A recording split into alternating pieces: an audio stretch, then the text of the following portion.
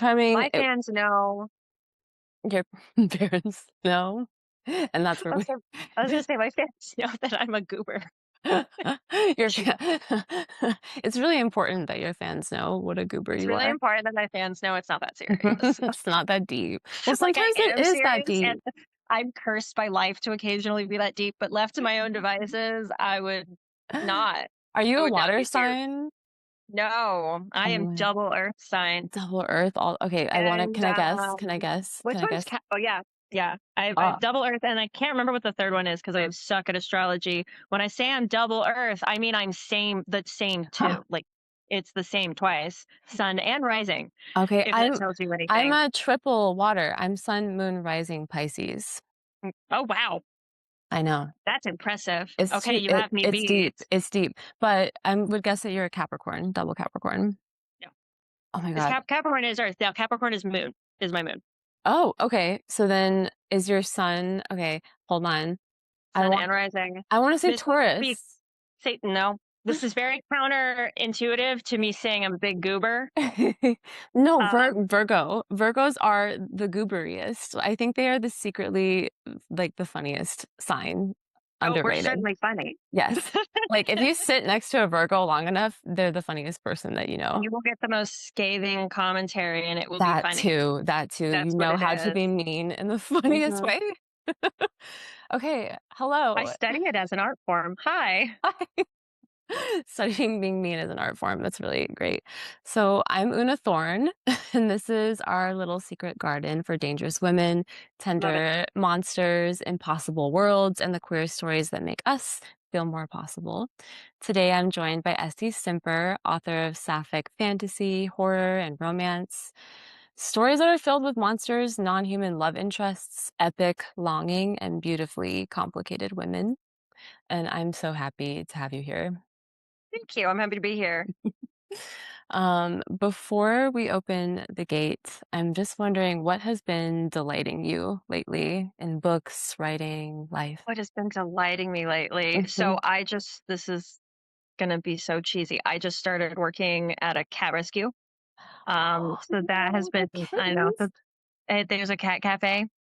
So I volunteer at the cat cafe, and I volunteer at, like, they have deals with, like, PetSmart. Like, if you Yeah. see the rescue Mhm, cats, they're one of the people who partners with them. mhm. So I would go in and I clean and give the kitties some attention, so that they're for their, they're set up for their best self, Oh my so they can god. be It's cute like for the yeah, adopters. they look So good. that has been delighting me. The other thing delighting me is what's happening 4 inches from I my knew a kitties. cat was gonna come in Oh, absolutely. I didn't actually between the 2 expect of it to be us. this one. Hi, Hi, this who is is that? Jasmine. This is Jasmine. Jasmine. She delights me. Yeah, yeah, she's Hi. delightful. She is a very sweet, silly, mischievous insurance fraud committing girl. She will fake injuries for attention. That is not a joke. She will I need fake, her help.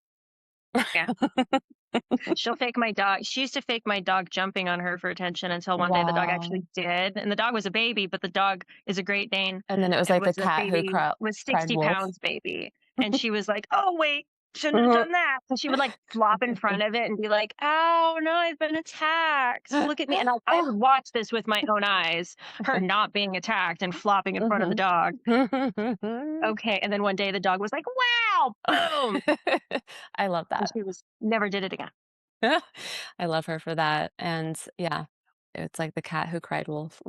Yeah, that's one of my big delights lately. So Yay. I love writing. My first love is probably still animals, always and forever. I just love animals. They're the best, and I'm so happy. I love that you make the cats look good. How do you not take them home with you? This has nothing to do with anything I'm gonna ask you, but No, that's what fine. is it with Ask me lesbians and anything. You kind of have cats? to harden your heart a little because you're like, no, if I take every cat home, I don't have the room for the cats Mm-mm. who need it. It's That's like I'm true. not in a position to foster right now, but if I did, Right. it's like you can't keep every foster you fall in love with Mhm. because then you don't have room for more Yeah, later. that's right. That's good. So it's the greater good, you Yeah, know? it is for the greater good. Yeah. I love that. Okay, amazing. Okay, about writing. Yeah. Let's So, go. as I was preparing for this conversation, one question keeps returning to me all over the place is what becomes possible when sapphic women are allowed to be epic, erotic, disabled, monstrous, tender, and morally complicated. So I'd love to just keep that kind of as the, I don't know, floating Okay, specter throughout our perfect. conversation. And I feel like it shows up in so much of your writing. But before we talk about your writing, I'm curious about like you before you became SD Simper, the author, the published author. So what was the fantasy story that you needed as a young queer reader? What I needed as a young reader. So I didn't really recognize myself as queer until I was more like late teens, which is pretty normal from what I've seen for women. Um, so I was kind of accidentally writing my own queer stories. I wrote my Love first book that. when I was Mhm. 11. Oh. And it was I reread it now, like, I know it's hard to reread it because 'cause you're just like, "Oh, wincing." 'Cause, ooh, even though I was 11, why am I judging myself? It's like, I know, But, you gotta poor like little you. I wanna read that I know. story. I'll read an excerpt for it for your next show. How about that? I'll pick the cringiest one, and it is Oh. so friggin' gay. Like, it is the most lesbian story, even though I didn't, like, know, but it was, like, the very homoerotic friendships that were Oh, here. It wasn't just like, "Oh, they're so very best good. friends." I'm like, "This is wild, History would actually." remember them as the best of friends. Yes, the very yes, you remember, they're, like, hugging for all of eternity before one of them leaves. I'm like, "Jeez, you're I 11." love And the kids you're are the 11. characters are no, I think they were so old, they were 14. Oh, They were very so mature, old. Yeah. they were mature.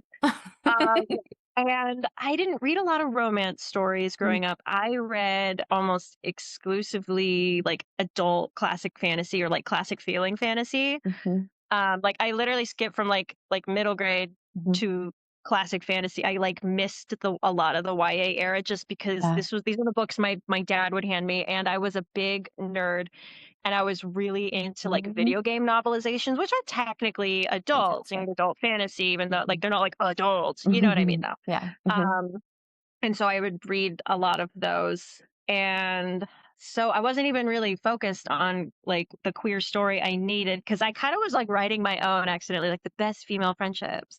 And there was never like a male love interest in these two. I need you to No. understand. There was like Like, what maybe would they regret. even be in There was there maybe for? male regret, but there was never like it was so funny. The first Sapphic book I read though that like healed me when I didn't even know I needed healed. Um, and I won't speak for the quality of it because again, it was the first one I read, and I never want to reread it in case I don't like it. It Yeah, needs just to in live case. pristinely in my Preserve it. head. Yeah. It was The Dark Wife by Sarah Dimer, which was one of the OG older ones from Mhm. gosh, because I was in my early 20s, so probably a decade ago, before the big Sapphic Renaissance, Yeah. Yeah, yeah, which I yeah. would say happened in 2018, which coincidentally is the same year I published my book, but actually a lot of other books came out that really pushed Wow. So you were Sapphic so literature into meant to more be in that mainstream. wave. That's I amazing. know. I got really lucky actually, like, showed up at the right time. Wow, I love that so much. Thank Yeah. you. It's making me remember my first, when I knew I was gay story was like I was like 10 writing about female gladiators, and I Love would it. love to hear from readers about our listeners, like, what was your first gay story that you wrote? It's so cute. Okay. Whether you did it on purpose or accidentally, Or accidentally. that's the key. Mine Because was that's definitely me. accidental. I'm like, I look back on like Mhm. these 2 women that were just like sweaty and fighting each other, and it was definitely Yeah. enemies to lovers. Gotta love those girls who are like they're 12 and they know they're lesbian. Kids these days can know that. It's I crazy. I love didn't even know that. that word was when I was 12. I So, know. I feel like the youth are, and maybe it's getting better. It depends on where you are regionally, probably, but I mhm. feel like the youth are being able to come out more, but regionally it Where I depends. live, it's to some people's surprise, where I live, it's very fine. Mhm, Almost all the mhm. kids that I know, all especially and even the young adults too, they're like, "Oh, yeah, it's normal. Oh, yeah, it's whatever." Yeah, it's like weird not to be bi. I'm like, "What?"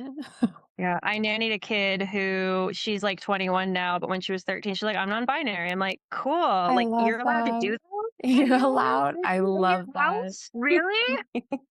So, Yay. to be clear, she doesn't identify as that anymore, but, like, she had the freedom to explore all of that, which Mhm, amazing. mhm. My parents were great. I probably would still not have been allowed to do that. That was not the norm, Yeah, you it know? definitely was not when I was growing up either, but I the kids are gonna be alright, we hope. Mhm. Okay, so moving to the monster and queer desire. So you often write monsters and non-human love interests. For you, what can a monster express about queer desire that a human love interest might not? Oh gosh. So a lot of this goes back to history. There are Mhm. strong themes throughout classic literature throughout the ages of monsters representing the other, and even sometimes more overtly homosexuality, queerness, etc. Especially when there, a lot of times there's like a certain flamboyancy to all of the monsters too. Like there is a distinctive otherness. Like you even look as far as like Dracula Mhm. and his impact on like because this is not so much a queer narrative though. Actually, no, it is because his It always is. relationship with Jonathan. Mm. Jonathan's over here being like classic Victorian Yeah. Gothic Yeah. heroine, having no idea what's going on for the beginning part of this book. And the way I just Dracula is just trapped like her. messing with him, it's like really, really homoerotic. And then two, the other impact that they have is, these are pretty intertwined, even if it's done in a heterosexual lens, is female desire and the Mhm. impact that these monsters can have on them. Because later in the same book, we have the monster preying on not Mina, her friend, whose name is escaping me, Lucy, Oh, it's or is it escaping. me? I think it's Lucy. I just Anyway, I just think of I'm Winona, if I'm who plays her in wrong, the movie. my fans are going to make fun of me forever, and you should. Sure. Yeah. But anyway, she was being preyed upon by Dracula in, what are in metaphorical terms kind of sexual ways. It's the biting on the Mhm. neck, it's the Mhm. the feeling faint, the swoony erotic dreams. Like all of these things are very like forbidden, and it's almost an unlocking of female desire. Now we Awesome. go earlier than Dracula, and we of course have Carmilla, which I do know a few things about if you didn't know. And Mhm. I mean, that Mhm. was the quintessential vampirism as a doomed love narrative, Mhm. which happened to be told in the form of this very overt lesbianism. And Mhm. oh my gosh, sometimes I read an essay in my research for Carmilla and Laura with some like dude bro moron was like, Dude, bro, moron. well, then what? Because this was just like normal behavior for the time. You're Yeah. dropped Yeah. on your head. Oh my god, dropped on your head. That's not normal. Carmilla's weird. I Carmilla, love like herself, I not the book. love The book's her. wonderful. Carmilla, the character, is weird, and that was Such a something that weirdo. I tried to make sure was clear in my own like writing of it. Mhm. Is that her behavior is odd because Mhm. it is and was for the Mhm. time too. Mhm. Like people be like, "Oh, like they were just so touchy back then." Really? Not She's really. just like lounging all over her, and Uh-huh. people were like, "That's just what they do." No, it's No. not. Like that would still be weird now, and it was. Yeah. So her being overly affectionate and romantic and flirtatious, none of that's normal. Like Mhm. she is just being weird for the air. Okay. Love And that. that's fine. And Mhm. then like the way that she like feeds on her, it's like literally they're biting each other's boobies. I'm like, yeah, that's gay shit. That's It's gay so shit. good. It's Okay. so She doesn't great. bite your neck. She bites your breast. Okay. We love that, but come on, guys. Come on. Okay. But as Mhm. far as how it can be better represented, more specifically, throughout the ages, you couldn't be gay in media. You couldn't be gay in media. So you were metaphorically represented as a Mhm. monster because you're still the othered and you're often doomed, but you can still get those narratives across. Mhm. The otherness could be explored as long as it was a villain. And oftentimes that was the only time you could get that representation. Yeah. Nowadays, oh my gosh, it's Hmm. amazing to be able to write pretty much anything you want and you can explore these themes and who's going to stop you. Mhm. Obviously, I suppose there is a degree to where you live that can be stopped, but where for the most part you can be free to express. These authors were not free to express these things back then, and so they hid them behind these layers of villainy and monstrousness and metaphor. It's so beautiful. Thank you. How much research do you feel like you do when you're writing? Because it seems like you just, like, know a lot about history, and I do. it's So for beautiful. Carmilla, I did a lot, Mhm. obviously. I am terrified of historical fiction readers. They know everything. And if you mess They it up, they'll do. tell you. They're never wrong. They're never They're wrong. never wrong. They know everything. I took a class once from her name's Sarah Eden. She's actually pretty famous. She is bestseller in Regency historical romance. And she actually has a bachelor's degree in research. Like her degree is research, and she taught the class on how to find like primary sources, how to research for historical fiction Oh, and yeah. romance. And it taught me that I was scared Mhm. of these people because I'm like, oh my gosh, yeah, no. And even she's scared of them, and she knows everything. Wow. So no, I did a ton of research for Carmilla, especially like making sure to know like what was anachronistic and what wasn't. Like there's a Mhm, scene where she has a curling iron. mhm. That they had that. They had that. You put it in the coals and What? you could curl hair. Yeah, no, the curling iron thing is 100% true. The more you Uh, know. for the book, I know. The more you know. Mhm. And I also very purposefully had it kind of take place in this bubble of time. Like that's even like a statement that's used as far as how Laura feels her world is. I very purposefully made her world feel small so that I couldn't mess it up. Mhm. Because, yeah, I live in fear of historical fiction readers. I even have another historical fiction book in my head that With I the want to critic. write, but I'm like, I need to be so careful. Mhm. They'll come for Um, you. yeah, as far as the Mhm. rest of it goes, the nice thing about writing fantasy is you can really just pull shit out of your ass. I That's don't know that you true. It's like want me to curse. it's part of no, please curse all the Yeah, time. It excellent, makes me feel excellent, more comfortable when people curse. fabulous. But That's yeah. my fancy thoughts. So you can just pull shit out of your butt, Mhm. and but also, there are things I do try to keep straight, and the amount of medical Not research I straight. have done, I mean, that's right. The amount of things I've had to keep gay in medical research department is insane. Wow. And Mhm. I actually have a friend who had gone to med school, and I'd asked her a couple questions over the years. This was a long time ago, because the incident I'm thinking of specifically was the fourth Fallen Gods book, Tear the World Apart, and there's the part where the main character gets like drop kicked in the sternum Yeah, chest, and it absolutely. and her rib punctures her lung, and Mhm. they have to save her life because her lung, her cavity is filling up with blood. And I was like, I'm pretty sure I know how to do this. I like did all this stuff, but I still ran it by my friend. I was like, is this feasible? And she's, Mhm. yeah. Yeah. It also was written through the perspective of the one dying, so I Mhm. didn't have to be Mhm. perfectly understanding my own procedures. And that's part of the thing too. I have to mask the fact that I'm writing characters who know a lot more than me, That's right. usually hiding it because I'm writing it from the perspective of characters who also don't know what's going on. That's wow. This does get increasingly harder though as the Mhm. series go on because they know more. So how much research do I do? As much as I need to. Amazing, amazing. And for our listeners, if we can crowdsource for historians who will help us and be nice and Please. medical people. Well, We this always kind do of, that. we do. This is a good segue into Sapphic world building. So I want to step into the characters or step from the characters a little bit and into the worlds that hold them. So your romances don't sit apart from the larger fantasy conflicts. Love changes politics, religion, war, mortality, and sometimes the fate of civilization itself. How do you make romance an engine of the plot? And I'm sure you do it differently, maybe for each story, rather than necessarily like a reward at the ending, even though it could be a So good happy I ending. I focus more characters first, plot second. I build the plot around the characters a lot of times, and vice versa. It's very symbiotic. Mm, So, and because they grow together, if the romance was already the point, the romance is going to grow with the progression of the plot. mhm, Plus, two, like my general philosophy is if I start getting bored while I'm writing something, it's boring and I have to stop.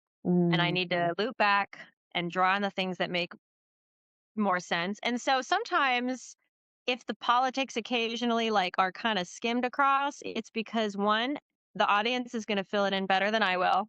mm, Honestly, mhm. like this is the Yeah. thing. If you over explain, Yeah, people it's will like only ask checking more out. questions Yeah. versus allowing people the space to fill in themselves. Second, Mm. it means I got bored and I wanted to get back to the monster fucking or fighting, And we all did whichever. that. We wanted I that wanted too. to get out of that boardroom meeting and I wanted to go back to vampire slaying or whatever.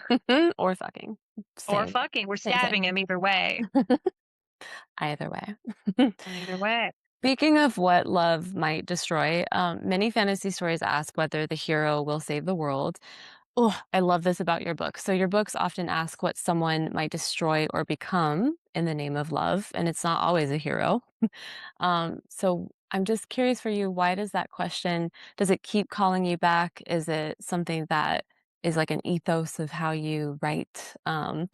Or yeah, to just speak about it.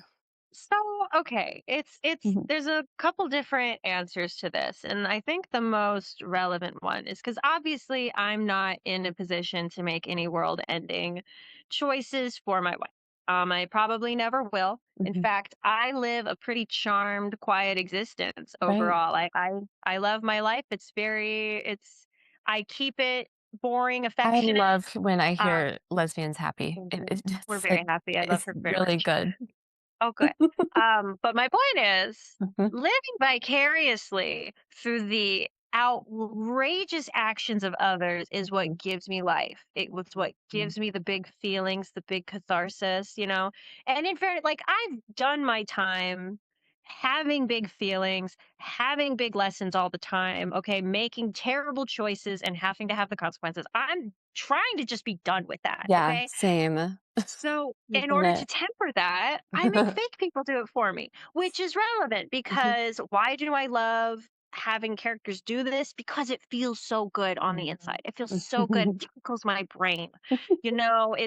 It's what we're here for. It's Mhm. the reward. Yeah. And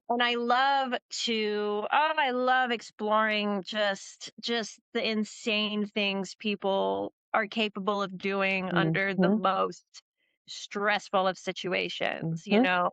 What is your adrenaline brain going to make you do? What is your Twitter pated brain going to make you do? That. It's kind of funny. I very often have to pull back how evil I will make some of my characters more often than not. This may blow your mind. Most of what you read is tempered. Whoa, Most of what you read man, is I heavily want the tempered. most unhinged version. Maybe that can be for I the look, those subscribers. early drafts of Sting Mhm. were brutal. How when did you know Can that you you needed to imagine pull Ayla that? worse? No, Can I you mean, imagine I Ayla worse? kinda Yeah, want to. Like, at what point do you know when I'll were have to you pull some like, out "Oh for you. god, I gotta pull back." It was never me. It was someone else going. That's Now why you I've need gotten second better at readers. this. I have like now I will like write scenes and I'll write them out before I finish the book because I'm like, people aren't gonna forgive that. I Mhm, have one right mhm. now in a book that has not been released, so I can't talk too much about it. That like, Mm. oh, if so and so does this, and then I still want people to like her. Mhm. That though, X plus Y does not equal Z. Right. We gotta roll that one back a little. Another Yeah. one, like a more. I'm trying to figure out how spoilery I can be. In Fallen Gods, this is not Mhm. related to the warmongering lesbians. This is actually one of the warmongering Casvir. He at the end of book three is thwarted in an equal act by getting squished. He comes back. It's fine. In the original edition, about 3 weeks before the book was going to come out, that went very differently. And he did some Mm. very horrible, awful things. But here's the thing, Mhm. the big lesson of writing, there are rules, despite what they say. They say there's no rules, there's a few rules. And the big one is you cannot kill children and animals and expect someone to ever like that character again. But, And like he was violating that rule. And then he's going to go to the number one big hearted person's wedding. No, she would not allow this. So I was like, we're doing too evil too soon. Mhm. So sometimes you Mhm. got to write it back. And Yeah, people care less when I say, well, it's about that guy. Yeah, I know. But for the story to be. But that's then with the right. women, they're like, but I want her to be worse. I want Mhm. her to be I bad. And find I this too. agree. I find I this with a lot agree. of readers, that is like, Hmm. but there is this desire for more evil female characters. I don't know, maybe it's just me. I wanna feel seen. No, no, it's not just you. Let me tell you though, and this is sometimes you get readers who really just wandered into the land of Oz unknowing, Dorothy wandering lost, and they are not happy that they got here. Yeah. And I mean, I guess it's on me for even making them think that they would like this book. But the Mhm. ones who are not dark romance readers will sometimes still like the book. Yeah, But sometimes, I don't know, you can't please everybody. that's right. That's right. But sometimes I guess my point is sometimes you actually are offending the dark romance readers. Huh, And that's when you know you've gone too far. You're like, okay, we need to okay. make someone a little. more redeemable. Yeah. And it's usually subtle. It's usually just little tiny fixes. So it's not like there was some dramatic thing I like wrote out. It's always scenes that are still there that I toned down a little, you Mhm. know? Mhm. That's really what it is. How does it Um, feel inside for you when you have to tone it down? Are you like, "No?" I am so resistant to Mhm. criticism, and I'm good at taking it in the sense Mhm. that I'm like, "Oh, okay, thank you." But Mhm. oh my god, I It's have to hard. like have a whole war in my head of, "Do I Yep. really wanna listen to that? Something someone else thought?" And usually, yes. I surprise myself sometimes though by being resistant to Yeah. criticism that I asked for, and I'm just like, "Mm." But I'm a professional. I don't argue. I only argue with myself. Mhm. Mhm. So yeah, I feel like, oh, there's more to say. Why do I write the things that I write? Um, the other thing too, and this is where we get a little more serious, because I have Yeah. so many people who like fans who will message me and be like, why do I see myself in the bad person? Oh, I Like, love why this do I see question in myself general. Yes. in them all the time? And it's because like there's something about the narratives that I've noticed. This is not me trying to toot my own horn. These are just the stories that I get told over and over, But the this is kinds of why I people who are love your attracted to the book. books. Thank Mhm. you. Mhm. I write unlovable love interests generally. Yeah. They are unlovable love We interests need who that. find love anyway. And Mhm. when you yourself feel like you are unlovable for whatever trait that you have decided is monstrous, usually Mhm. it's something innate that is not actually monstrous, as opposed to like choices or anything like that. Sometimes it could be like a mental illness you have, sometimes it could Mhm. be your Mhm. identity, sometimes because sometimes you have internalized homophobia, internalized transphobia, you have whatever the world is trying to tell you is wrong about you, and you see yourself as the monster, and then these monsters find love anyway. They are loved unconditionally Yeah. generally, Yes. and I think that's really powerful. I And think it it's so certainly powerful. shows how I felt 10 years ago when I Mhm. started doing this. I've been published for 8 years, but I started the first draft of The Sting of Victory 10 years ago. Wow. So in January of 2016. Mhm. So I say 10 years in that way, where I was not going through such a good time, and Sure. writing out my bad feelings through this romance that was very dark and toxic, and like knowingly toxic. Mhm. It's funny, I don't as a wee little child at the time of starting, which it feels like it, I spent years on this before it ever published. I look back and I'm like, this was so much more toxic than like I even Ah, was at the time. Cause now I'm old and healing. wise, I'm 32, and I'm like, yeah, if anyone makes you feel this way, run. Yeah. Whereas at the time I'm like, oh, it's bad, but it's fun. And I'm like, is it fun, girl? What? You Maybe okay? it I was still back write it, then. but yeah, there's more awareness now. Mhm. So Mhm. that's a big part of it too, is there's a cathartic feeling of seeing the people that you Mhm. relate to on a deeper level, the characters who, by all accounts, the world condemns, finds unlovable, and then Right. they still find love. Yeah, and that there's so much redemption in that, and I think that Mhm. especially as queer people, as lesbians, we need to be able to embody multifaceted. We need to be able to be evil and lovable and to outlive our whatever monstrosity has been put Mhm. on us because of the outer world. So this brings us to the like you brought us right there to the next section of the thorns of the work and as you say like lesbians and their war crimes.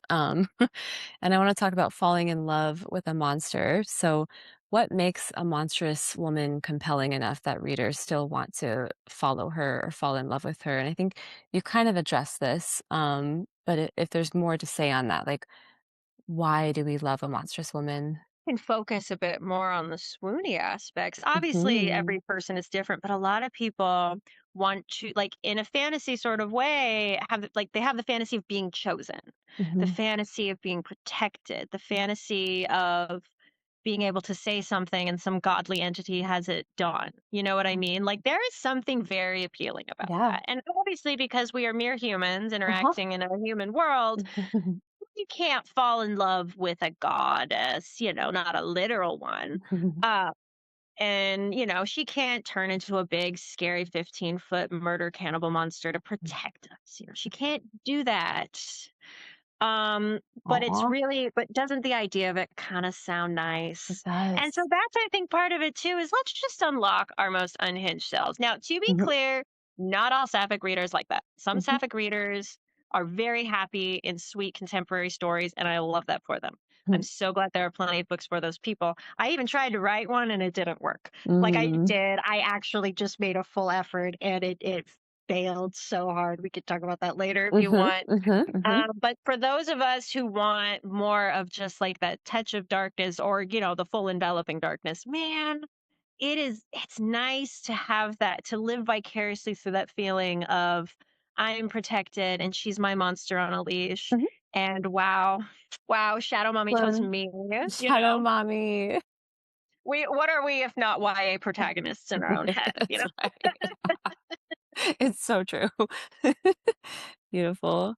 Um, okay, so I think I'm going to, skip a few questions and edit this part out just because of time, You're good. and kinda go ahead. Let's see, I got to talk You can about. ask me anything you want. You still have me for an hour if you want. Oh, I don't care. nice. Okay. Oh yeah, whatever. Well, I love okay. I personally love mermaids. Um, and I'm thinking about, obviously, The Fate of Stars, so maybe we'll just go here. So I love this book. I want to go underwater for a little while and talk about sea and stars. So you said that The Fate of Stars began with the reversal of The Little Mermaid. At least I think I read Mhm. that somewhere. What if the mermaid rescued the princess and was kidnapped for her And then good it deed? got wrong. It Yep, that went is exactly right. wrong. So how do you preserve the interior? How did you preserve her interior power when so much external power had been taken away from her? And this is about That's a good body autonomy. question Mhm, because originally it wasn't as well brought out in mhm, like the early drafts. I mhm. sent it to a beta reader though, who I didn't know her husband worked in like trauma care and like Um, counseling and stuff. mhm, And she told me, she's like, hey, this is your book. You can write it however you want.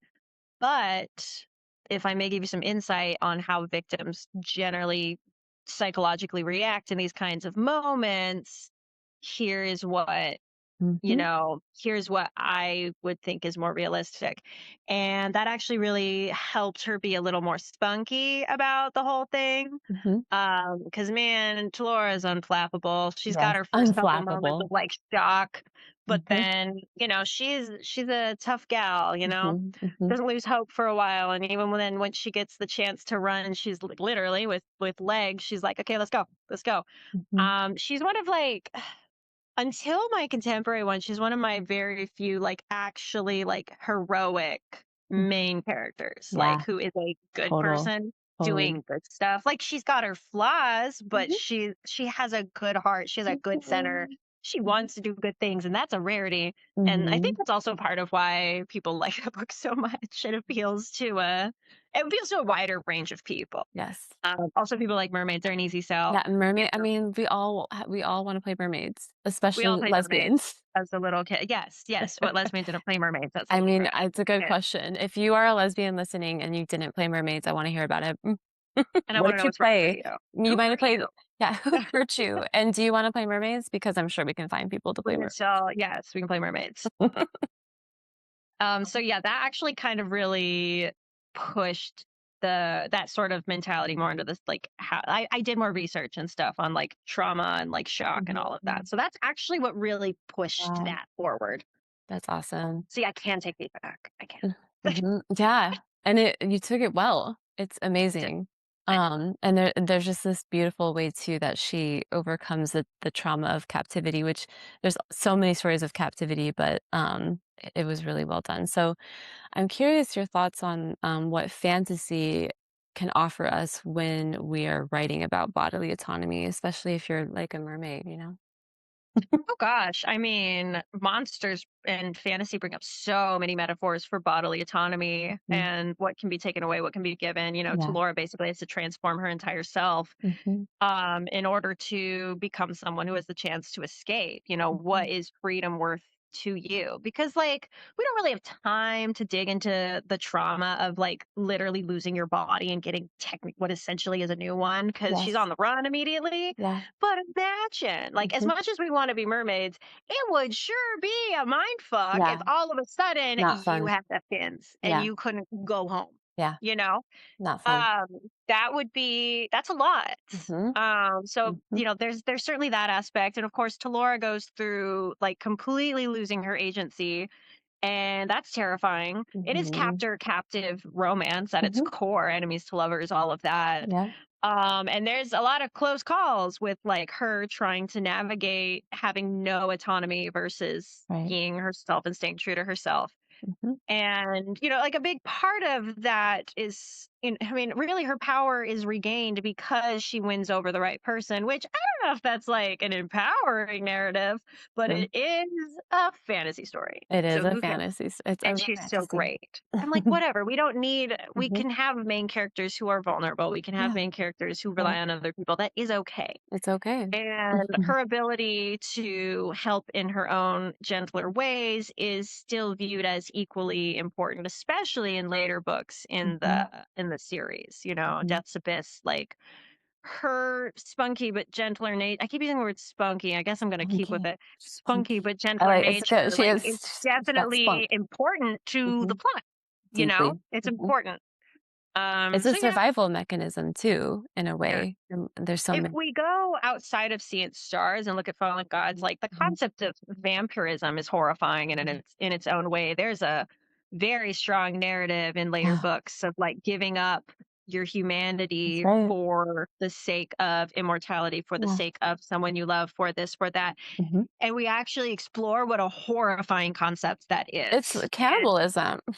it is. It's horrific. And, And what we that love cost it. is worth, and we love it. But, I try not to take this stuff lightly. Like, Mhm. Yeah. horror is horror. Like, horror That's right. gives me even more stuff to explore it with because I wouldn't call Seeing Stars horror. That's Mhm. fantasy romance. I Mhm. love writing horror. It's my first love Fantasy because first we love. can explore more of these things. But Yeah.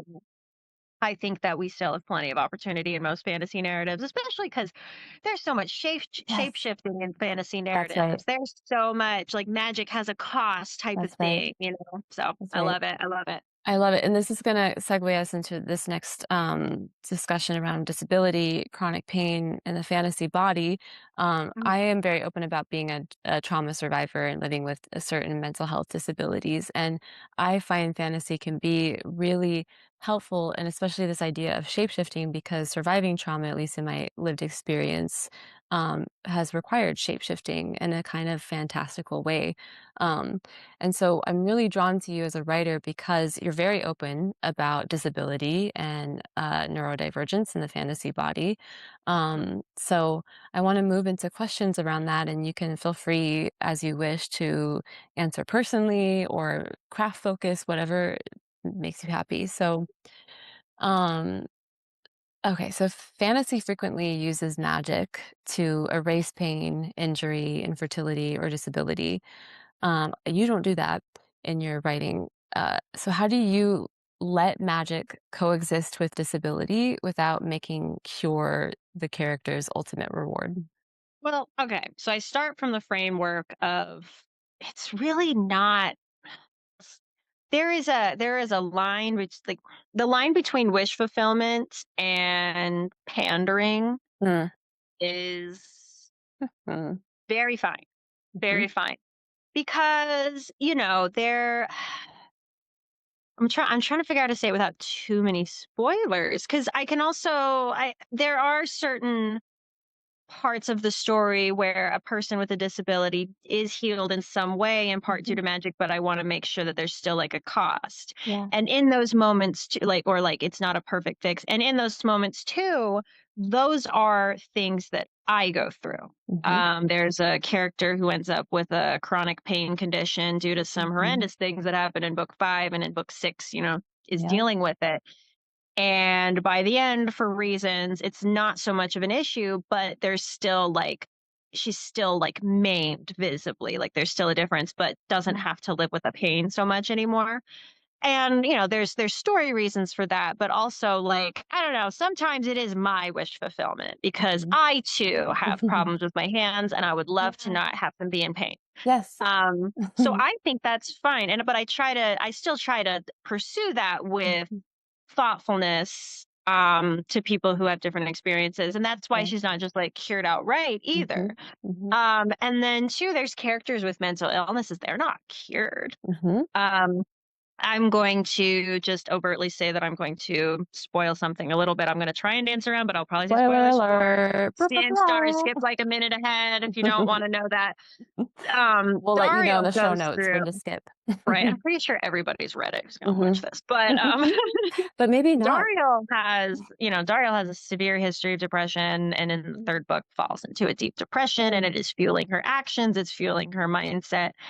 And there is a big difference between like clinical chemical depression and like situational Mhm. trauma Mhm. depression. Mhm. And what Dario needed was not like, I mean, medicine would have helped if she'd had ye old, The Prozac, old but the old Prozac. yeah, ye old Prozac. But putting her at the end of the story into a completely new environment Mhm. was a Mhm. better cure than anything else there could have Mm. been. Mm. And I think that's very clear by the narrative. And so by the end of the story, you can say, yeah, I think she's actually going to live a good life and not like kill herself. Sure. Um, Yeah. because we have put her in a completely different environment. We have taken her away from the Mhm. toxic upbringing she had, all the toxic family members. That is different. She is separated from all that she was and has a new start. Um, and I think that that is important too, because, okay, Yeah. secret time. Some people know this. The original ending to Death's Mm. Abyss was different, and Mm. I had to choose. It was going to be Talora going to where Dario is, as opposed to Dario going to where Talora is. And I Wow. thought about that. One, it wasn't as good because mermaids, and two, I was like, Dario's still gonna kill herself, man. Like that. Give her Yeah. 5, 10 years. Give I'm her sorry, not a to be few crass, years. There's no but Prozac there. yeah, like she's not in a place that's better. Like some things are better, but like she needs the old Prozac if she's gonna stay here. But Right. because she's able to just completely revamp everything, so many of her mental issues are going to be a non-factor because she has Mhm. removed herself from that toxicity. Mhm. Now that's not going to be the case for everybody, but depression is very complicated. Yeah. And in this instance, I'm like, I'm sure she's not 100% cured, but as the reader that she's going to be okay. Gonna be Like, okay. it Mhm. feels so much It's better. yeah. And it Um, can change the architecture of the mhm, story too, and it can yeah. help with how you develop your character and Mhm. the characters around her, which is Yeah, really and we beautiful. have characters in Fallen Gods. Like I'll use Atelier as an example. Atelier is not cured from her cocktail of emotional Mhm. trauma and mental illnesses and neurodivergences by the end of the You series. know, But sometimes man, you learn to live she's with it. coping, and Mhm. she's nearly thriving as Mhm. much as she's probably Yeah, capable of. which is the best that some Um, of us can do. Yes, she was deliberately written to be autistic. Right. She's a mirror Yay. to my wife's like interactions with the world. I love Uh, that. there's actually like three autistic purposefully coded characters Mm, in like my greater expanded universe. Cassavir is the other one. That's why it's really fun to watch her and Cassavir interact, I because see I that. firmly believe if you put two autists in a room, they will be immediate best friends or I mean, instant look what's enemies for life. happening well, let me not assume. It is like unclear. It is unclear. I have middled every single test. I Mhm, have ADHD, mhm. so that could be it. We don't Neurodivergence. know. It's a I am, yeah, neurodivergence orbit. neurodivergent. I am not diagnosed with anything. I don't know. I don't fucking know anything. But watching them interact in the way that they fight and the way that Mhm. they like Talia must angrily admit they get along. Um I love like this. it's so like that's kind of why it's so juicy. Mhm, At least to me, mhm, because we're dealing with the compatible and incompatible neurodivergent traits. mhm. Because man, sometimes you put two neurodivergent people of And any it's sort of not spectrum good. together, and they do not like their things do not like they could irritate the other. They can't just Mhm, like it just doesn't work, you mhm, know? mhm. Yeah. The other character who, because not as many people have read as much about this character, because the main book she appears in is on my Patreon. It's The Moon, the Stars, and the Desert Below, Mhm. is the moon goddess Naoma. And if you Mm, read it, if you read it with that lens, because it's from her mhm. point of view, you will see it. Yeah. And you will see it, And you'll especially on not those rare unsee it. occasions we have people watching her and her odd traits, like the way she like picks at stuff. Like she has a balding section of her braid because she's always picking at her hair when she's nervous. It's like little things like that. Mhm. Her way too much eye contact as opposed Yeah, like, to like is the is this non-eye normal? contact. I understand Um, that, I get that. it's so fun. I am going to release The Moon, the Stars, and the Desert wide soon, though. That Ooh, is when is my the plan. release date? Do you have I one don't yet? know because it's kind of hinges on the release date of like Gods of Life and Death, which Mm. I think is known to be the next book of like the first book in the second series. Because I debated for a long time whether or not series 2 of Fallen Gods, because to be clear, if anybody hasn't finished the series of Fallen Gods, see series 1 ties up with a bow. You're done. You can get off this train. You could be free if you want. But if you are here for more abuse, we can.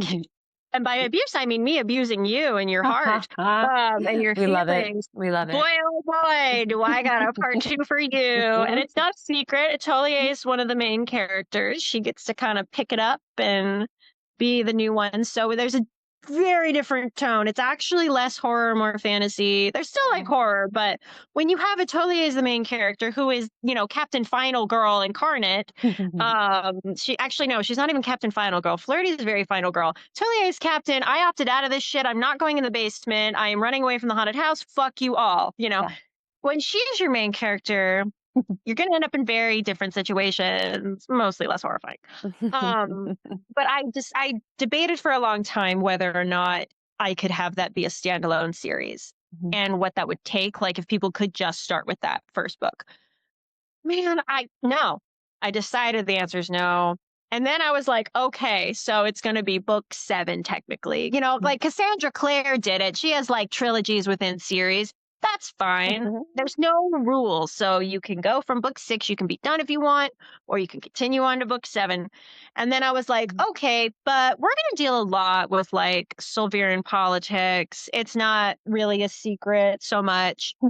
I'm not like being super open with some of the plot premise, but there's a lot of reference to the Solvirian Civil War that happened 1,000 years ago in Fallen God Series 1. This will be a much bigger topic of discussion and viewpoint in Series 2. This will be juxtaposed with some other things going on in the modern era.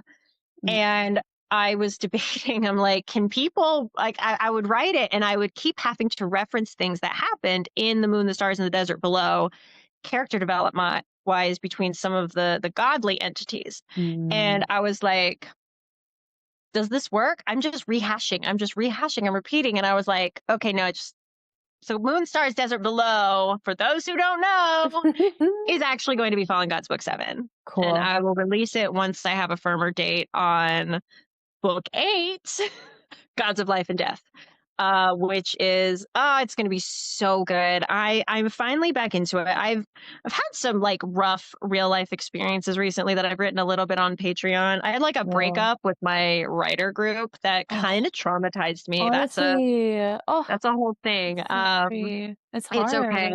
hard. It was horrible. It was Yeah, it's literally hard to like find a writing. breakup. And it was Yeah. not because Honestly, of like maybe the worse. group. It was just like, yeah, it was just like one person. And I don't need to get into that so much here, but Mhm. it like realize it I had a realization of how much I'd been stunting myself in Mm. some ways. And I had been bringing that book to that group. Like they don't have much Wow. contact. They can still offer things. And I didn't realize how much certain things were getting into my head and affecting me from writing this. And so I literally had to like take 3 months off from Wow. doing any serious like writing creativity. I instead focused on like other forms of creativity. You know, I started painting. I like painting. I'm not super great at it, but I like being bad at things. It's fun. Started gaming hardcore. I got back into jewelry making. People don't know I can make jewelry. Wow. I kind of What have the kind toolbox. what I'm kind of also a jewelry? fixer.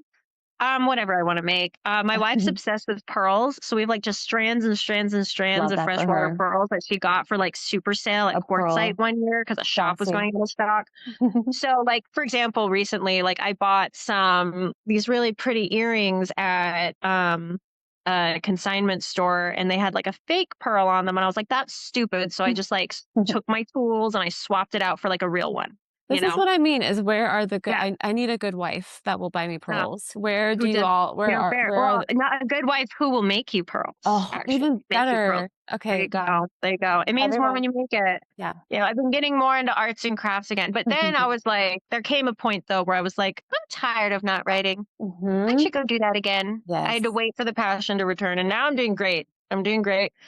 I'm trying to rapidly wrap a couple stuff up with a bow before the end of the month so I can get Mhm. it posted on, like, Patreon and stuff, but then it's You mean in, back like, a couple to days? God's life to death, Amazing. tomorrow? As So, in tomorrow, you're doing great, you're doing great. as in later tonight and then tomorrow, hopefully. But yeah, I know I'm doing my best, man. I'm doing my best in this Doing your world. best. Anyway, that was kind of a segue, but I do like, being able to say, hey, here's what's going with Fallen Gods. So Mhm. it is going and I love it again.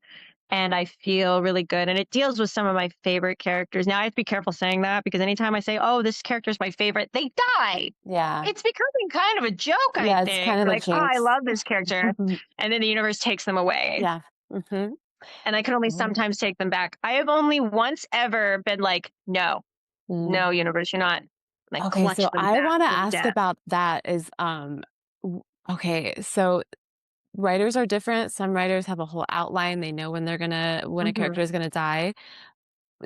Is it just like you feel it and you're like, okay, this character needs to die? How does that So happen for it you? depends. Some deaths are obviously planned. Mhm. Yeah, probably some of my best deaths in the series were not planned. Like I get to the situation, I see the stakes, and I go, "Oh no!" The most notable one that was a real point of angst. Uh, about a third of the way through book 5, someone gets shot, and it changes the entire everything. It has to. Yeah. I don't know. So that was not planned. Mhm. I saw the assembly of characters. I saw who was there. I saw who was about to lose, and I saw what that person would do to win. And I was Wow. like, "Oh, fuck. So Not what are you authors, gonna like, do with that?" we're not just And I have trying a to couple torture others. you. Sometimes we Yeah. grieve our characters as well. I have to Hmm. plug in. I'm so sorry. No, you're fine. uh, You're fine. or we're gonna die. And just want to do like a time check too. How much time I'm you fine. have and energy. Okay, cool, cool, cool. I'm fine. I will talk. I will gab, and I will gab forever. Another thing Virgos will do, and I love that about Virgos. I It's will true. just derail us into astrology. I Okay, say like 45 more minutes is probably good. cool. Well, Whatever. I kind of wanted to ask if you want to share. You're pretty open about being chronically ill or having chronic pain. And I'm just wondering for listeners who relate, for writers who relate, if you want to share about that experience and how that influences both your craft and your rhythms of writing. To my detriment constantly. Mm, It's a yeah. battle I'm usually fighting. Yeah. I have Ehlers-Danlos syndrome, and it's dumb and stupid. I'm very fortunate because I don't have POTS. I got tested for it, Mm, tested negative. I have mhm, some symptoms that are similar. I want to get that looked into, but I believe I don't have yeah, that. So that helps as far as like exhaustion and stuff goes. mhm, But I will just be at my keyboard and my collarbone has just mm, dislocated out of nowhere. mm, This has happened more than once. I don't know ouchie. why. She just does it. She just blinks out of place, and it's Mm, ouchy a mhm, lot. mhm, I have dislocated my shoulders numerous times. That's the other big one, shoulder and collarbones. I have a really fucked up wrist. ouch. I I used to work, this is related. I used to work in physical therapy as a clinician, Mm, and so I would assist patients. I was not like a PTA or anything, but I would still assist patients. And we had a guy who was, I have to, be vague because of HIPAA, but he was a workers' comp injury, got his hand mangled, directly influenced mm. certain injuries in Fallen Gods. But then it's Oh. like I can also still relate to like the nerve pain and Mhm, the how useless you feel because your hand doesn't mhm, work. Because yeah, I have an old wrist injury that has just compounded and gotten worse and worse and worse, and I'm sure mhm. it's partially because of the hyperflexibility. My worst thing, and this is what affects my writing the most, this is just me kind of complaining now. My No, worst yeah, thing I think this is is, like like, I'll get hip relatable. problems. Like the Mm, subluxations are more common than mhm. actual full dislocations. The worst one though is cranial spinal instability, which is Mm. when your neck ever so slightly subluxates and pinches like some of your spinal nerves and it hurts Oh, so bad. oh. That's what will stop me from writing. Because Mm, when you have a widow headache and you yeah. can't do anything, No, you know, no, no, you can't do terrible. anything. And you can't like use pain meds on it like you normally would because it's not the same sort of stuff. It's a Anyway, different kind of but headache. I'm the queen of coping mechanisms. Mhm, One of my good traits is that I'm a problem solver. There's mhm. always a solution. I do not accept defeat. I will figure out how to deal with this. Like I have pillows I have that I can lay on. I have Hot sleeping pillows. arrangements. I have exercises I can do. I'm like, if this starts happening, we fight it. But that wasn't always the case. Mhm, These mechanisms take a long time to build. I have a whole bag full of braces for mhm. whatever is going wrong in Yeah, my body. But you have to accumulate them over time and know yeah. what you need. Mhm, So, and all of that is simply to the detriment of mhm. my writing. Yeah. Like, there's nothing romantic about it. Chronic Mm-mm, pain makes you not mm-mm. work well because you're just It distracted. sucks. Okay. It sucks. And like when it's the headache, you can't even like sit in your desk chair. Mhm, Okay. You just kind of got to lay down and like curve your neck a certain way. It sucks. mhm. Uh, and you have to be careful because sometimes your desk chair is the enemy. You have to get that perfectly positioned. Sleep Okay. can be the Oh, enemy. yeah. Thankfully, Posture. I've fixed that one. Oh, yeah. I know posture check for all of us. I actually have really good posture Yeah, because I of all of bet. this. You've had to learn it. Um, Yeah. you do. And I have to work out. Mhm, That's a mandatory one. So that's the thing. I mean, we should all, work out sometimes, but mhm. that's the only way to really like is like strengthening your muscles to help keep your joints in place. I was Cause about to say, I my hate to joints are all hear really it. I silly. hate the gym, but yeah, I think you're right. I actually love the gym. Strength I'm a building. weirdo for that. I don't Okay. know. I used to Yeah. do martial arts, but that's not like really a good idea for me to Yeah. do anymore. On the Yeah. flip side, the older I get, not to be cringe, but YOLO, who cares? Yeah. You only YOLO once, you know? Maybe, yeah.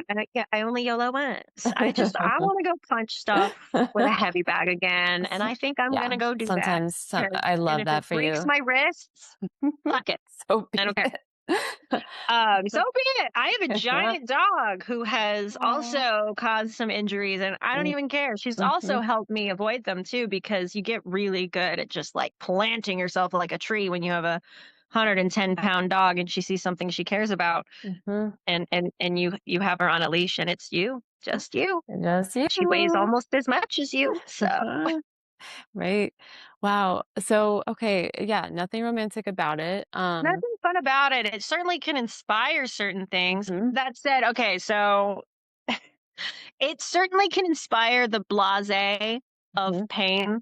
This is a Aw. little dark, Yeah, let's trigger do it. warning, self-harm. One of the main characters in Fallen Gods, when she's stressed, she will like dig her fingers under her skin. She will Mhm, sometimes deglove herself mhm. to focus. Yep. And it's like it's kind of it's the pain you can control versus the pain you can't control. Mhm. One of those CIA interrogation survival methods is like digging your fingers into your palm. That totally Wait, is works if that, you are like, in. just in case you're getting, if the Oh no, CIA is you dig after your you? fingernails into your Okay. skin and you're hurting And yourself then they because won't it's know. a pain you can control. Well, no, it's a Mhm, pain you can control, mhm, distracting from the pain you mhm. can't control. Wow, uh-huh. Like Yeah, ice packs.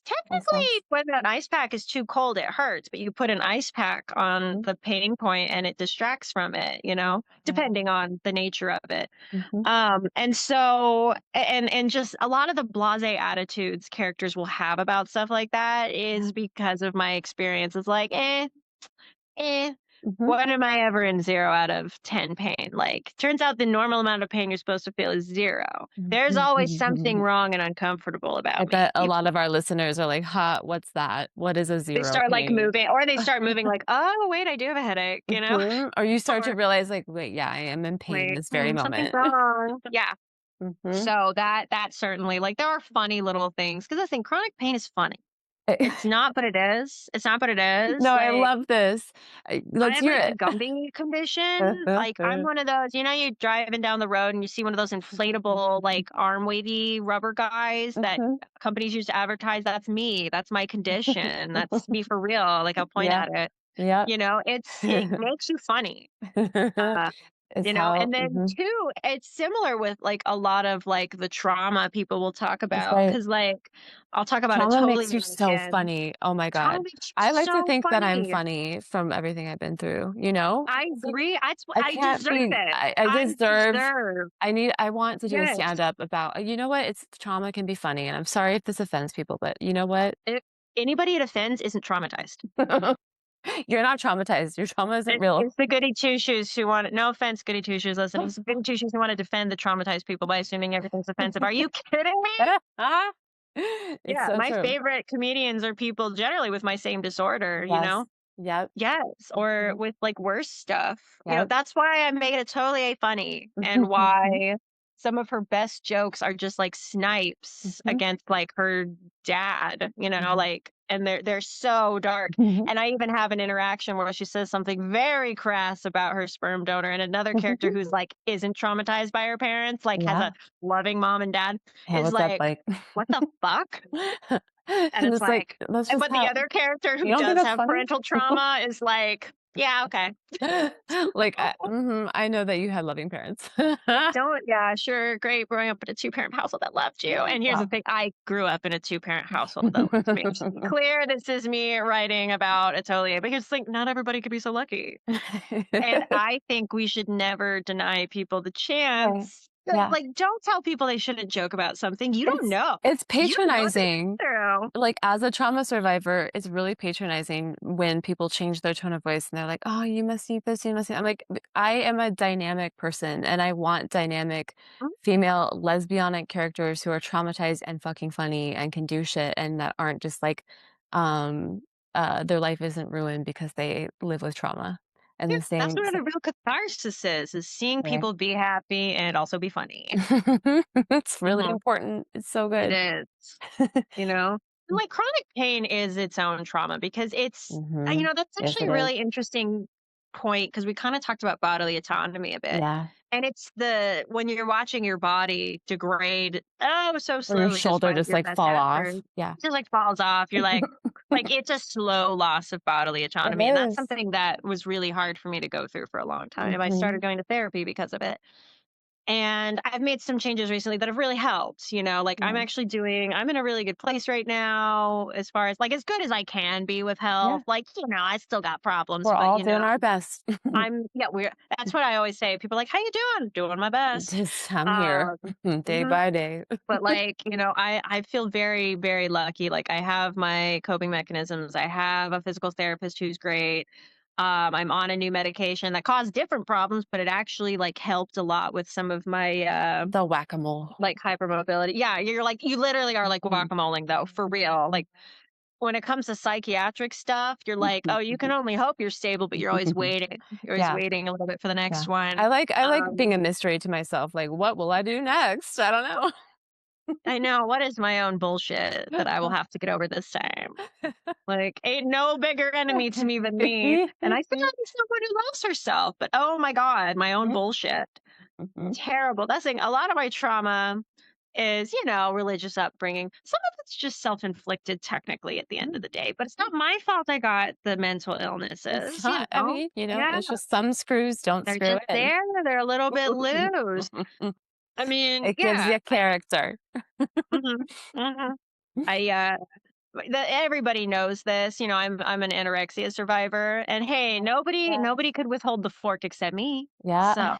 you know, As also a survivor of eating disorder, there's so like, oh all of us, my heart so goes many of for us. you, man. But also, yeah, I've Mhm. had made that joke before, this is so dark, but it's just like, yeah, if I could survive, like, not eating for that long, I can get through anything, you know what I I can mean? get through anything. Yes, But if also you that was clawed self-inflicted. yourself out of anorexia hell and into Listen, like, you're a listen. strong person. You're a You're a strong person. strong bitch. You're a strong bitch, Yeah, and I we admire are you. strong bitches. Yeah. You're a strong bitch. I'm a strong Mhm. bitch. Hell Mhm. yeah. And we hell yeah. Hell yeah. And it's especially just like it's yeah, that's a whole other side topic, and, it's like a lifelong healing journey because we live in a Hmm. patriarchal society that tells us all the bullshit of what we should hmm be looking like And and then a feeling lot of like. things with like certain eating disorders, it's not so much about body, it's about Mhm. control, That's right. and Mhm. watching if your life starts spiraling out of control. we were talking about the pain you can control. Mhm. That is often what All anorexia that. is. It's fucked up. It's It's fucked fucked up. up. It's fucked up. Um, but it's very rarely like a conscious Mhm. doing Mhm. of it, Yeah. but It's like a it's refusal. very often what it is. It's definitely Mhm. what had happened to me. Mhm. We'll talk about Chantel's trauma because it all does affect the books. Because Yes. there are certainly themes of like characters who probably and also canonically have some sort of insidious disordered eating. You can Mhm. see it in my Mm. books, but Yeah. what really jump started that though is like I was outed when I was 19 as Mm. a lesbian. I was not ready for that. Oh, It rude. ruined everything. It ruined my life, ruined my Rude. relationships with so many people, and I felt So like things were sorry. falling apart. Yeah, thank Mhm. you. It Mhm. sucked, man. It I was yeah. just a kid. I was It's 19. rude. You're a kid. You're a Yeah. kid at You're 19, you still a know? kid at 19. Sorry if Yeah, you're 19 and years old, but you also deserve to be treated as, like, yeah, young. exactly. Did I grow past it? Am I a stronger person? Yeah. Did it suck? Yeah. Yeah. Do I Yeah. trust the people who did that? I don't know. Mm-mm. Uh-uh. Hopefully, People are they've so grown. blasé about talking, like, you can't do Mhm. that. Mhm. So, No. yeah, it sucks, but, that sort of loss of control, hey, makes Mhm. you funny, and it makes you write fun books or maybe fun books. Makes you a Maybe good we're writer. seeing why I'm a horror author. Now we're putting it together. Now we're putting it together, but yeah, no, and I've also never really been secretive about any of that. I Yeah. don't feel the need to be. Some people like to keep that sort of stuff private. I so respect that. That has never been me. I don't feel the need. None of those things are shameful. They are No. simply parts of my past that build Right. me up into who I am. And the worst thing that can happen from talking about it is that someone else will relate and go, huh, me for Mhm. real. Yeah, Like me that's the for worst real. thing that can happen. Yeah, and And that's pretty good. you have to be careful how you approach some of these subjects in writing because Yeah. especially with things like eating disorders and also discussing suicide, that's another one. Mhm. Um, those can be like legitimately triggering, like cause a relapse in like those Totally. kind of behaviors if you Yeah. approach things poorly. Mhm. I have Or without a uh, trigger warning. Mhm. yeah, with or without a trigger warning. Well, trigger Or warning content and warning. approaching it poorly. Yeah. Yeah. Yeah. I taught a class on this a couple years ago. I occasionally teach. Oh. Um, it was like a neurodivergence and mental illness in media one, and it was talking Mm. about 13 reasons why Mm. and Yeah. going into Oof. the undeniable statistic that teen suicides went up after this show was done premiering Wild. I did not know that. because Yeah, of because the way that it approached it. the Because power of obviously everybody knew storytelling. what it was about, but the Mhm. way it approached it, the Mhm. way the topic was romanticized, it Mhm. ended up becoming a wish fulfillment fantasy for suicidal people as opposed to like the tragic warning and the fucked up thing that it is. And so Mhm. like I hold that very like I hold that Yes. responsibility not I don't hold it lightly. I Yes. acknowledge that Refreshing.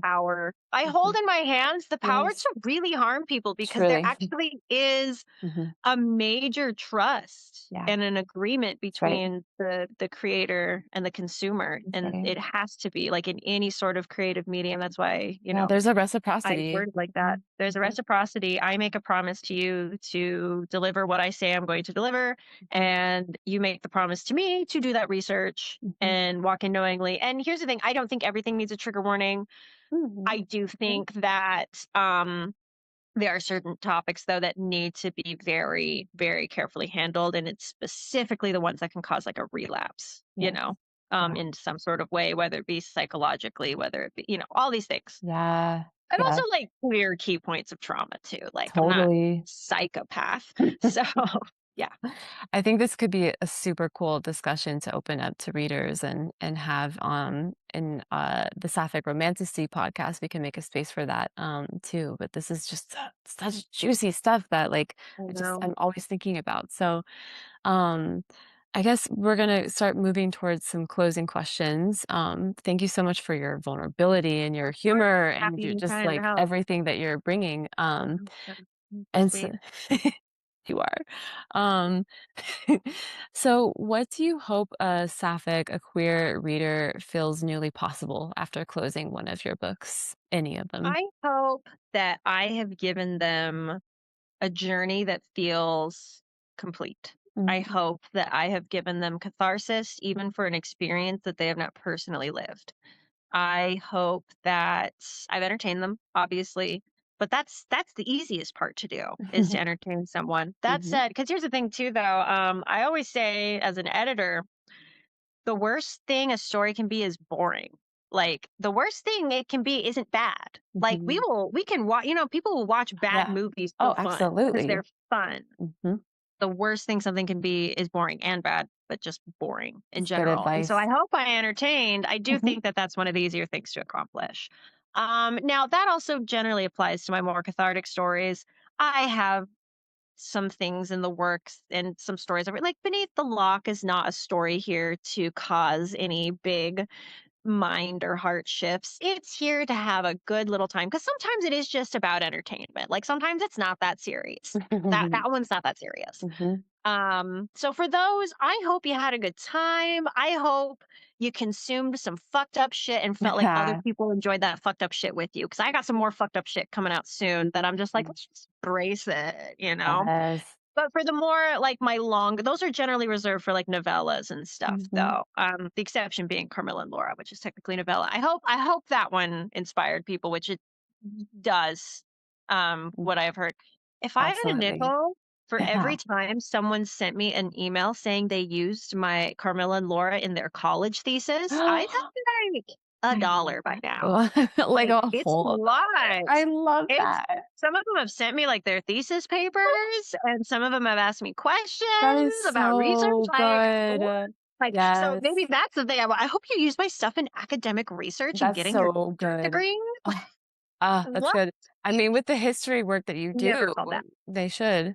And I can talk like that's a whole podcast in and of itself, is just talking about the I know. research We're work. gonna have to have you back. We have But so much to talk I about. would be happy to. But yeah, that's what I hope people take away from my longer books is that they feel catharsis for an experience they might not have even had. Mm, so good.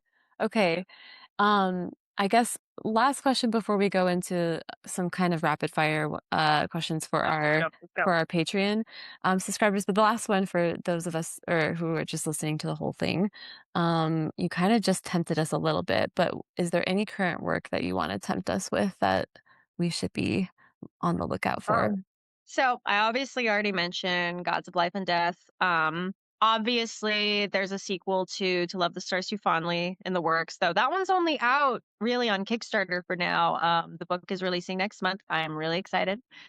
I think people will like it. I do. I tried to write a rom-com and failed. We're gonna love it. So I have some more Carmilla and Laura-esque type of not Carmilla and Laura. I've been asked if I would write a sequel to that, and I'm like, I don't think I They love should. it. They love it. I've run the magic. Maybe a prequel that could be Mm. cool, Ooh, but when I say esque, I mean like retellings of classic lit that live in my brain. hot. Love that. That I would love to do Yes. once I have the time. Yes. I have an idea that I have written quite a bit of.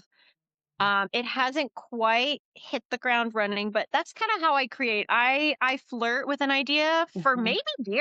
maybe Yeah. years Yeah. before it goes. I flirt with an idea. I'll write little things. Um, that would be more like biblical mythology That's so cool. based. So yeah, yeah, And yeah. hot. And That sounds hot. Mhm. it is hot. It's gonna be so good. We're gonna. Sexy Well, I don't nuns. want to spoil it, but we're gonna fuck up the creation story now, aren't we? We Gonna love deal that. with those. I love it. I We love to love hear it. ex-religion imagery. It's so good. I come from the most like white bread religion. Like, damn, at least like Catholics have I really know. So metal imagery. What do Mormons have? growing up Catholic, I'm like, well, we did have good aesthetic. It Yeah, really, we yeah. did have good Oh, aesthetic. yeah. Our One of my stained best friends glass. is ex-Catholic, and we can debate all we Huh. want about like, our mutual trauma. And I'm like, but at least you had good We architecture. had good I had architecture. cookie cutter beige. What do you mean? I come from like the beige, like the beige. Mormonism is the beige mom religion. I swear to God, like Beige colored walls. love No. it. Oh, people don't always know. I've had fellow ex Mormons email me to be like, are you ex-Mormon? Because they read Sea and Stars, which has some very, very, if you know, you know, very Wow, so clear now you have to go back and jokes that read aren't and even look for it. subtle. I have to hand it to some of my relatives who helped me Wow. brainstorm some of like the naming conventions and the puns that were used. But no, I've totally had ex-Mormons be like, I see you. I noticed the Hmm. beige. Hmm. I noticed the beige vibe. Such beige mom vibes. Anyway, everything in Maratham is Mormonism because I was like, Wow. "What's the desert cult? What's the cult who lives in the desert and has a Mm. lot of kids? Oh, that's Mormonism." I wrote all of that. Once I made that connection, I was like, "This is my trauma, and y'all can't take it from me." Like it just clicked. I actually have so much fun in Chaos Undone. There's that scene where there that there's a sequence that takes place in Maratham, and I have never had more fun than Oh, writing. Slight spoiler, but not really. It's Atelier walking through the streets of the main capital city. I have never had more fun writing a sequence because it's just full of the Easter eggs. If you know, you know, and if you don't know, you hopefully still having fun. I hope my joy is conveyed. I want to And then go back with, like, as a non-Mormon, person and find those moments because, like, I feel like Catholicism, like, it's kinda easy to make it really, dark and BDSM-y really quick, but that's y'all got very niche. the Gregorian chanting You and got the stuff. Yeah. chanting, the leather I don't know. Am I making that up? See, it just seems like leather No. and has to have and It's priests. very just it's very naturally, like, disseminated into pop culture too, Mhm, like, mhm. religious horror movies, they're just Catholic It's horror all movies Catholic 9 stuff. times out of It's 10. all Catholic.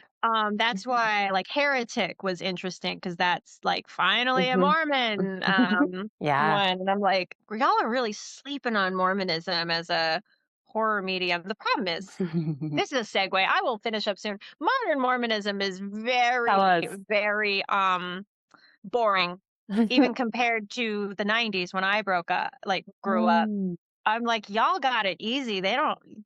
Tattoos are technically okay now. Well, It's up they're to your discretion. I'm like, woke I Mormonism. remember when this was porn shoulders. I remember when I was Ah, condemned for wearing, wow, like, would have been condemned for wearing a tank top. wow. But nowadays they don't care, and they'll try Yeah. to be like, "They never cared." Oh, shut up, you weren't there. Yeah, it's like Kind the of like that. this is like older sibling vibe of like, "Ugh, you It you is. you Oh my youngins gosh, don't it get is it." older to younger sibling. That's exactly the energy. Anyway, so I totally write like Mormon themes into my books. Moonstar's Amazing. Desert Below is very, very Mormon as well. So for all y'all ex-religious types, maybe Mhm. you'll be seen. Maybe Yeah, you'll be you will be seen. seen. Awesome. Thank you so much for joining us, today, and where can our listeners find you on the medias? Yeah, I am at SD Simper on every major social media platform, TikTok, Instagram, Facebook, Blue Sky, whatever, everywhere. I have a website, sdsimper.com. I recommend going there and signing up for my newsletter because that's where you for sure get the news. Or you go be a free subscriber on my Patreon. You'll also get the news there. You can also be a paid subscriber if you want. Yeah, yeah. I have a lot of spoiler-free stories on there, but I have a massive backlog of cool stuff on Patreon. So that's where you Yes. find me. You Yes, can email me, I don't support mind. support, queer writers everywhere. And so for Mm. us, this is also a listener-supported podcast, and we are going to have exclusive, juicy, paid-for content that you and I are about to get into. Otherwise, thank you all for listening. Dee, dee, dee, dee, dee. Bye. So, bye.